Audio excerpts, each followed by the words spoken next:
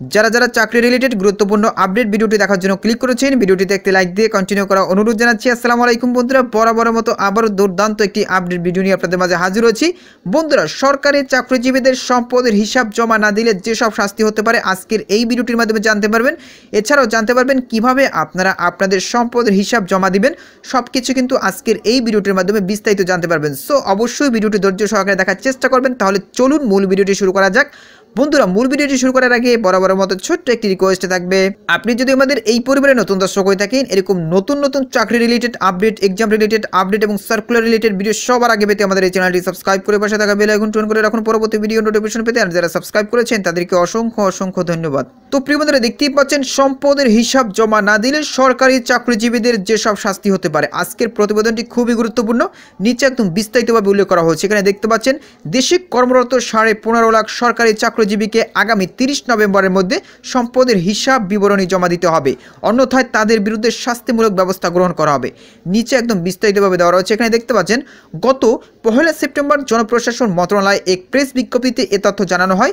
সরকারি কর্মচারীদের দুর্নীতি প্রতিরোধ এবং স্বচ্ছতা ও জবাবদিহি নিশ্চিত করে সুশাসন প্রতিষ্ঠা করার লক্ষ্যে সরকারি কর্মচারী আচরণ বিধিমালা 1979 30/2002 তারিখে সংশোধনী সহ এর বিধি 63 অনুযায়ী সকল সরকারি কর্মচারীর জন্য সম্পদ বিবরণী দাখিল করা আবশ্যক। তারই অংশ হিসাবে বর্তমান অন্তর্বর্তী সরকার দায়িত্ব গ্রহণের পর সব সরকারি কর্মচারীকে সম্পদ বিবরণী দাখিলের এই নির্দেশনা প্রদান করে। এখানে দেখতে পাচ্ছেন যে কর্তৃপক্ষের নিকট দাখিল করতে হবে।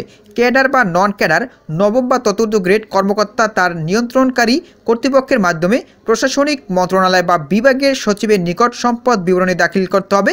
এরপর দেখতে পাচ্ছেন গেজেটেড বা নন গেজেটেড কর্মকর্তা কর্মচারীগণ 10ম গ্রেড থেকে 20তম গ্রেড নিজ নিজ নিয়োগকারী কর্তৃপক্ষের নিকট তাদের সম্পদ বিবরণী দাখিল করবেন। জমা প্রদান প্রক্রিয়া কিভাবে আপনারা জমা দিবেন? জনপ্রশাসন মন্ত্রণালয় কর্তৃক প্রণীত নির্ধারিত ছকে সম্পদ বিবরণী দাখিল করতে হবে। ছকটি জনপ্রশাসন মন্ত্রণালয় সহ অন্যান্য মন্ত্রণালয়, বিভাগ, দপ্তর বা সংস্থার নিজস্ব ওয়েবসাইট থেকে সংগ্রহ করা যাবে। পরে সম্পদ বিবরণীটি সিলগালাকৃত খামে সংশ্লিষ্ট কর্তৃপক্ষের নিকট জমা দিতে হবে। এবার দেখতে পাচ্ছেন সম্পদ বিবরণী প্রদানের সময়সীমা। সব সরকারি কর্মচারীকে প্রতি অর্থ বছরের সম্পদ বিবরণী 31 ডিসেম্বরের মধ্যে দাখিল করতে হবে। তবে 2023-24 অর্থবর্ষের ক্ষেত্রে সম্পদ বিবরণী আগামী 30 নভেম্বরের মধ্যে দাখিল করতে হবে। এরপর দেখতে পাচ্ছেন সম্পদ বিবরণী দাখিল না করলে শাস্তিমূলক ব্যবস্থা। নির্ধারিত সময়ের মধ্যে সম্পদ বিবরণী দাখিল করতে ব্যর্থ হলে অথবা কোনো ভুল তথ্য প্রদান কিংবা তথ্য গোপন করা হলে বা সম্পদের কোনোরূপ অসঙ্গতি পরিলক্ষিত হলে সরকারি কর্মচারী আচরণ বিধিমালা 1979 অনুযায়ী বিভাগীয় ব্যবস্থা গ্রহণ করা হবে। তো বুঝতেই পেরেছেন। এরপর দেখতে পাচ্ছেন প্রযোজ্যতা। এই অনুশাসন মালা সব সরকারি কর্মচারীর ক্ষেত্রে প্রযোজ্য হবে। গোপনীয়তা সংরক্ষণ। আদালতে আদেশ ও সংশ্লিষ্ট কর্তৃপক্ষের অনুমোদন ব্যতীত সম্পদ বিবরণীর তথ্য সম্পূর্ণ বা অংশ বিশেষ স্থানান্তরযোগ্য নয়। এরপর যে বিষয়টি দেখতে পাচ্ছেন, সম্পদের বিবরণী জমা না দিলে যে শাস্তি।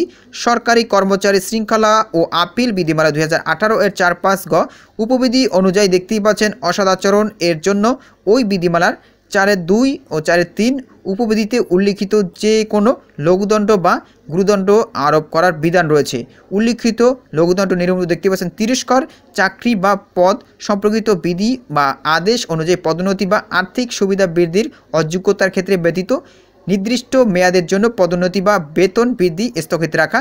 কর্তব্যে অবহেলা বা সরকারি আদেশ অমান্য করার কারণে সংঘটিত সরকারের আর্থিক ক্ষতি সম্পূর্ণ অংশ বা তার অংশবিশেষ বেতন বা আনুতোষিক হতে আদায় করা অথবা বেতন গ্রেডের নিম্নতর ধাপে অবনতিকরণ। এরপর দেখতে পাচ্ছেন উল্লিখিত গুরুদণ্ডসম নিম্নরূপ। নিম্নপদ বা নিম্ন বেতন গ্রেডে অবনমিতকরণ, বাধ্যতামূলক অবসর প্রদান, চাকরি থেকে অপসারণ, চাকরি থেকে বরখাস্ত। তো বুঝতেই পেরেছেন, আপনারা অবশ্যই আপনাদের সম্পদের বিবরণী দাখিল করবেন। এখানে দেখতে পাচ্ছেন নির্দিষ্ট একটি সময় দেওয়া রয়েছে। এই সময়ের মধ্যে কিন্তু আপনারা আপনাদের সম্পদের হিসাব অবশ্যই জমা দিবেন। তো প্রিয় বন্ধুরা, এই বিষয়ে যদি আপনাদের কোনো ব্যক্তিগত মতামত থেকে থাকে তাহলে অবশ্যই কমেন্ট করে জানাবেন। পরবর্তীতে নতুন কোনো ভিডিও নিয়ে আপনাদের মাঝে হাজির হব। সবাই ভালো থাকবেন, সুস্থ থাকবেন। আল্লাহ হাফেজ।